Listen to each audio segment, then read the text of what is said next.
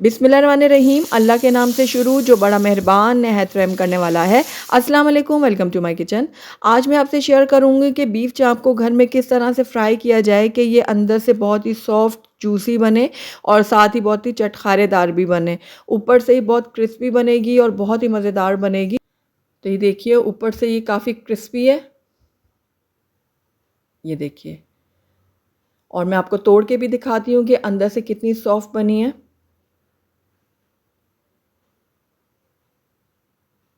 ये देखिए, बहुत ही सॉफ्ट जूसी और बहुत ही चटपटी सी ये चाप बनके तैयार हुई है। आप इसको सलाद के साथ, हरे रायते के साथ सर्व करें, सबको बहुत पसंद आएगी। गरम-गरम रोटियों, चपातियों या फिर नान के साथ। इसके अलावा इसको ऐसे सादा भी खाया जा सकता है। तो ज़रूर ट्राई कीजिएगा इस ईद पर आप मेरी रेसिपी को। तो चलिए इसको बनाना शुरू करते हैं। तो यहाँ पर मैंने बीफ की चाँप ले ली है जिसका वज़न होगा ऑलमोस्ट 1.5 किलो के बराबर, और इसको मैंने अच्छी तरह से साफ़ करके और धो लिया था।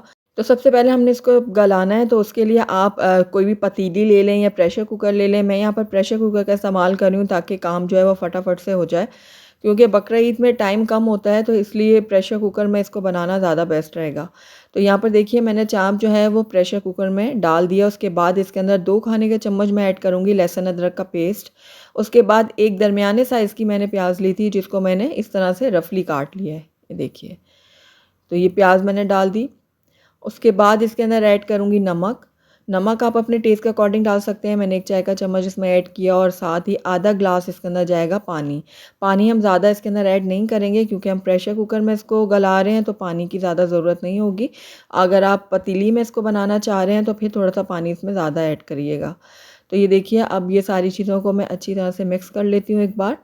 उसके बाद इसको मैं कवर करूँगी और सीटी लगाकर इसको मैं तब तक हाई फ्लेम में पकाऊँगी जब तक इसमें अच्छे से स्टीम नहीं बन जाती। जब स्टीम बन जाएगी ना, उसके बाद मैं फ्लेम को लो कर दूँगी और लो फ्लेम में इसको तकरीबन 8 से 10 मिनट के लिए पकने के लिए छोड़ दूँगी, या तब तक आप पकाइएगा जब तक आपकी चाप जो है वो अच्छे से गल नहीं जाती। 10 मिनट के लिए मैंने चाप को लो फ्लेम में प्रेशर कुकर में पका लिया और ये देखिए, पानी अच्छे से ड्राई भी कर लिया है और ये जो हमारी चाप है ना, वो अच्छे से गल चुकी है। तो इसी तरह से हमने पानी इसका ड्राई कर लेना है। अब हम इसका जो है ना एक मैरिनेशन तैयार कर लेते हैं। इसको हम एक तरफ रखते हैं और इसकी मैरिनेशन तैयार करते हैं। तो यहाँ पर मैंने एक बाउल ले लिया और इसके अंदर मैं ऐड कर दूँगी 3/4 कप दही। दही जो है वो थोड़ा गाढ़ा वाला होना चाहिए। उसके बाद इसके अंदर हम ऐड कर देंगे बेसन। तो मैंने यहाँ पर बेसन को पहले भून लिया था, ड्राई रोस्ट कर लिया था, उसके बाद मैं इसमें ऐड कर रही हूँ। तो 3 खाने के चम्मच भरकर इसके अंदर मैं बेसन का इस्तेमाल कर रही हूँ। उसके बाद जाएगा इसके अंदर कॉर्नफ्लावर। तो कॉर्नफ्लावर जो है वो मैं यहाँ पर 4 खाने का चम्मच भरकर ऐड करूँगी। इससे हमारी जो चाप है ना वो बहुत ज़्यादा क्रिस्पी बनेगी। अगर आपके पास कॉर्नफ्लावर मौजूद नहीं है तो आप चावल का आटा भी इस्तेमाल कर सकते हैं। उसके बाद इसके अंदर 2 खाने के चम्मच मैंने ऐड किया लेमन जूस। अब इसके अंदर कुछ ड्राई मसाले हम ऐड कर लेते हैं। तो सबसे पहले यहाँ पर मैंने मोटा कुटा हुआ ले लिया सूखा धनिया। ये 1 चाय का चम्मच मैंने लिया है, आधा चाय का चम्मच लिया मैंने हल्दी पाउडर, आधा खाने का चम्मच लाल मिर्चों का पाउडर लिया, 1 चाय का चम्मच मैंने चिली फ्लेक्स यानी कुटी हुई लाल मिर्च ली है। नमक आप अपने टेस्ट के अकॉर्डिंग डाल सकते हैं, लेकिन ध्यान से डालिएगा क्योंकि हमने चापों को स्टीम करते वक्त भी डाली है। चाट मसाला मैंने लिया 1 चाय का चम्मच, गरम मसाला पाउडर लिया मैंने 1 चाय का चम्मच। सारी चीज़ें मैंने डाल दी हैं इस बाउल के अंदर।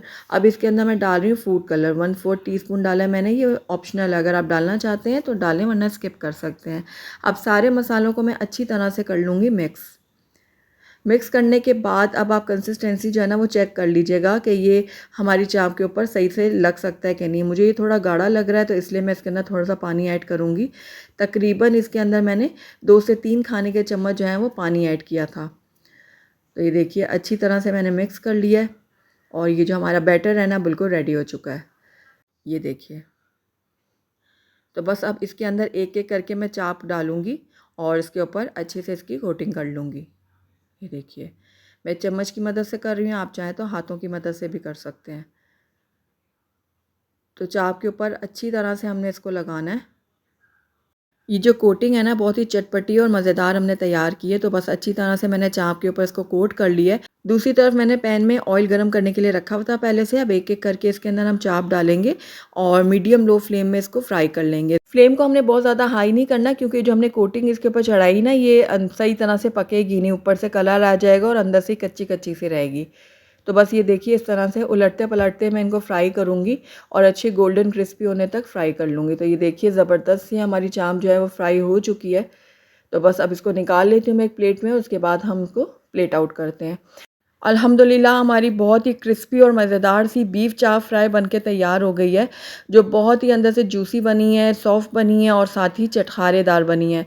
आप इसको गरम-गरम रोटियों के साथ, पराठों के साथ सर्व कर सकते हैं। इसके अलावा आप इसको सिर्फ़ सैलेड और ग्रीन रायते के साथ भी सर्व करेंगे ना तो सबको बहुत ही पसंद आएगी। तो ये देखिए ऊपर से ही कितनी ये क्रिस्पी बनी है और अंदर से मैं आपको तोड़ के भी दिखाती हूँ कि ये कितनी सॉफ्ट बनी है, कितनी जूसी बनी है।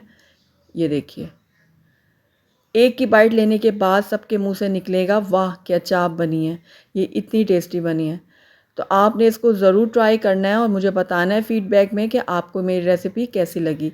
अगर आपको मेरी रेसिपी पसंद आई है ना तो इसको लाइक ज़रूर कीजिएगा, फ्रेंड्स और फैमिली में इसको ज़्यादा से ज़्यादा शेयर कीजिएगा। अगर आप पहली दफ़ा मेरे चैनल पे आएँ तो काइंडली इसको सब्सक्राइब भी कर दें और साथ ही बेल आइकन को भी प्रेस कर दें ताकि मेरी हर नई आने वाली वीडियो की नोटिफिकेशन सबसे पहले आप तक पहुँचे। Thank you for watching. अल्लाह हाफ़िज़।